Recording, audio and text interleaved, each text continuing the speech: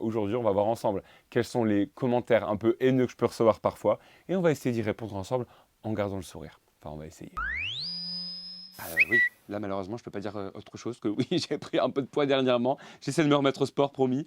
Bon, c'est pas très méchant comme commentaire. Bon, après, c'est sûr que dans la vraie vie, personne va venir vous voir en vous disant excuse-moi, t'as pas un peu grossi? Et que sur les réseaux sociaux, on se permet de faire ce genre de choses. Mais en vrai, c'est pas le plus méchant que je peux recevoir. Mais c'est vrai que je l'ai eu pas mal de fois celui-là dernièrement. Bon bah, je suis désolé de te décevoir, hein, mais je ne compte pas chercher d'autre travail. Aujourd'hui, je suis heureux parce que je vis de ma passion. Ce que je fais là, c'est ce que j'ai toujours rêvé de faire depuis que je suis tout petit. Et je ne compte pas faire autre chose. C'est marrant parce qu'en fait, ça a toujours été un truc dans l'histoire des youtubeurs, créateurs de contenu.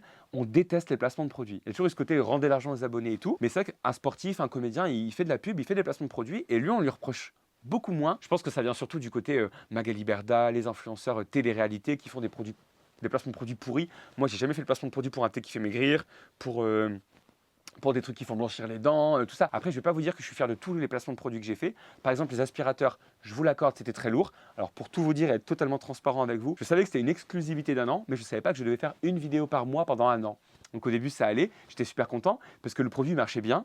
Et au bout d'un moment, on m'a demandé d'en faire 3, 4, 5, 6. Et là, je me suis dit, oh, j'ai plus de créativité, rien. Et au bout d'un moment, j'ai cassé le contrat. Et cette année, je peux vous le dire, il y aura beaucoup moins de placements de produits et ils seront beaucoup mieux faits. Mais sachez qu'en vrai, je reçois 15, 20 demandes de pub par semaine et que j'en fais 3, 4 par mois, pas plus. Et je sélectionne. Par exemple, la semaine dernière, on m'a proposé de faire une pub pour des cigarettes électroniques. J'ai refusé. Et pourtant, ils payaient bien. Là, je m'en fous. Ça m'en touche une sans faire bouger l'autre, clairement. Vous pouvez continuer à dire que c'est pourri ce que je fais.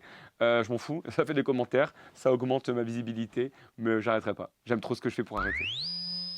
Ah oui, alors ça, il y a beaucoup de gens en fait qui ne voient pas la différence entre fiction et réalité. Les gars, les vidéos, c'est de la fiction. Alors même si c'est très inspiré de mon quotidien, de nos caractères respectifs, c'est toujours poussé à l'extrême. Et évidemment que c'est une blague. Petite anecdote à ce sujet, une fois j'ai reçu quand même un commentaire, j'étais à Marrakech avec ma mère, on a fait une vidéo où en gros ma mère me demandait de rentrer de vacances rapidement pour écraser une araignée parce qu'il y avait une araignée à la maison. J'ai quand même eu quelqu'un qui m'a commenté votre maman devrait avoir honte de vous demander de rentrer rapidement comme ça de vacances juste pour une araignée. Imaginez si l'avion s'était crashé. Les gens en fait n'avaient pas vu que c'était un sketch. Ils pensaient que vraiment ma mère m'avait appelé pour demander de rentrer de Marrakech pour écraser une araignée. Bon bah ça en gros je peux même pas en vouloir aux gens de dire que c'est nul. Bah vous avez le droit d'avoir un avis. Je trouve même pas que c'est un commentaire haineux de dire que c'est nul. Bon c'est un peu violent, on pourrait plutôt dire j'aime pas que de dire c'est nul. Mais après par contre que les gens n'aiment pas ce que je fais, ça je le comprends. J'ai remarqué aussi qu'il y en avait certains qui revenaient toujours suivre les vidéos et mettaient des commentaires. Je sais pas pourquoi. Ça c'est un truc que j'ai jamais compris. C'est pourquoi tu es abonné en gros. Tu viens voir toutes mes vidéos, parce que si tu les commentes toutes, c'est que tu les regardes toutes, en tout cas au moins que tu cliques, et à chaque fois, tu mets un commentaire pour dire que tu n'aimes pas.